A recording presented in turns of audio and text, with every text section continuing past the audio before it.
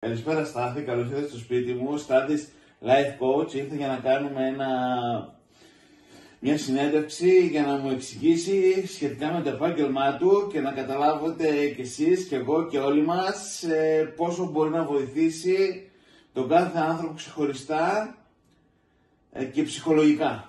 Αρχικά να σε ευχαριστήσω ρε φίλε που με δέχτηκες εδώ πέρα στο χώρο σου. Να είστε καλά, Στάθη.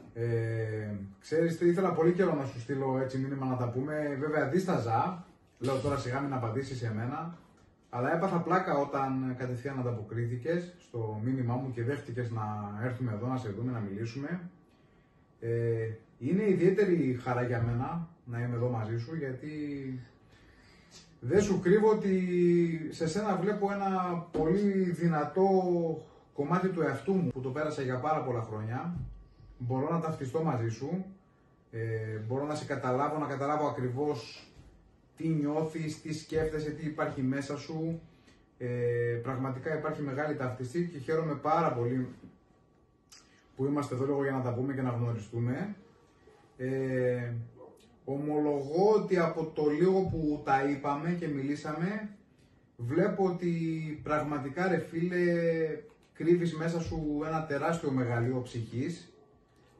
Πραγματικά δηλαδή αυτό που είπα και στο σποτάκι μου, ότι όταν η ψυχή του ανθρώπου είναι πολύ μεγαλύτερη από το σωματικό του βάρος, μέσα κρύβονται διαμάντια. Κρύβονται διαμάντια τα οποία πρέπει να έρθουν προς τα έξω, προς την επιφάνεια. Από την άλλη καταλαβαίνω ότι δέχεσαι και πολύ, έτσι ξέρεις, πόλεμο μέσα από τα αρνητικά τα σχόλια που διαβάζω και με θλίβουν πάρα πολύ. Καταλαβαίνω ότι σηκώνεις ένα πολύ μεγάλο βάρος στις πλάτες σου, το νιώθω και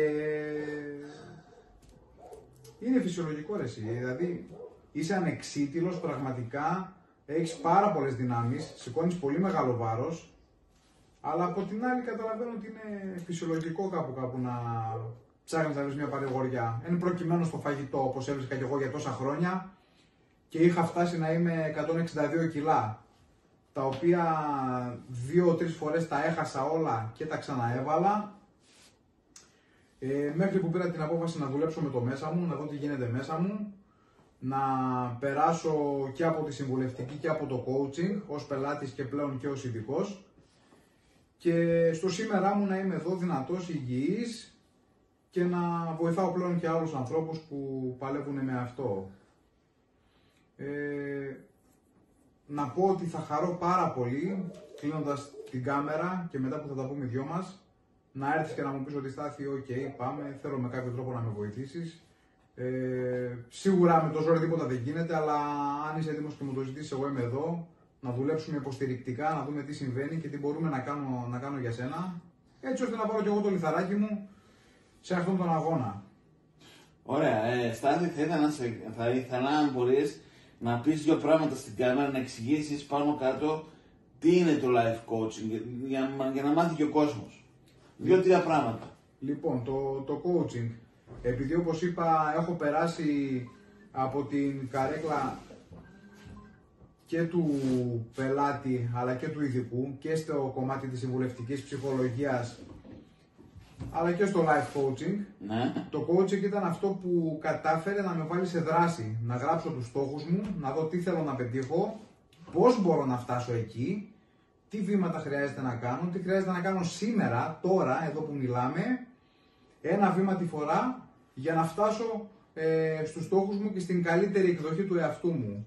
Η συμβουλευτική ήταν μια διαδικασία πιο μακροχρόνια που απλά διαχειριζόμουν τα καθημερινά προβλήματα της ζωής και με βοήθησε πάρα πολύ.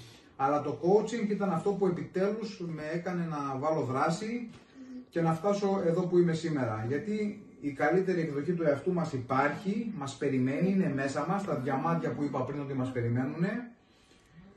Το μόνο που μένει από εμάς να κάνουμε είναι να βάλουμε δράση και να κάνουμε βήματα προς τα εκεί, προς την καλύτερη εκδοχή του εαυτού μας. Γιατί το αξίζουμε και το αξίζουμε όλοι. Αξίζουμε το καλύτερο και πρέπει να το κυνηγήσουμε και να φτάσουμε εκεί πέρα.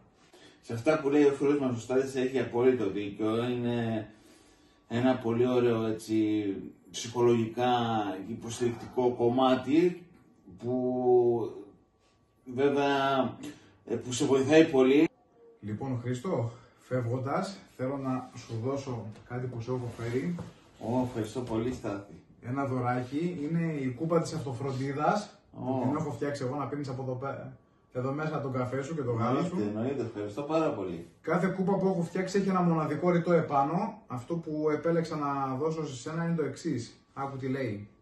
Η αξία σου δεν μειώνεται επειδή κάποιος δεν μπορεί να τη δει. Πολλές φορές ένα όμορφο νέο ξεκίνημα είναι μεταμφιεσμένο σαν ένα επίπονο τέλος. Πολύ ωραίο, ευχαριστώ πάρα πολύ. Επεξεργάζω εδώ, η κούπα είναι δικιά σου. Ευχαριστώ πάρα πολύ, Στάθη. Είναι υπέροχη, παιδιά. Ευχαριστώ πάρα πολύ. Ευχαριστώ, Στάθη.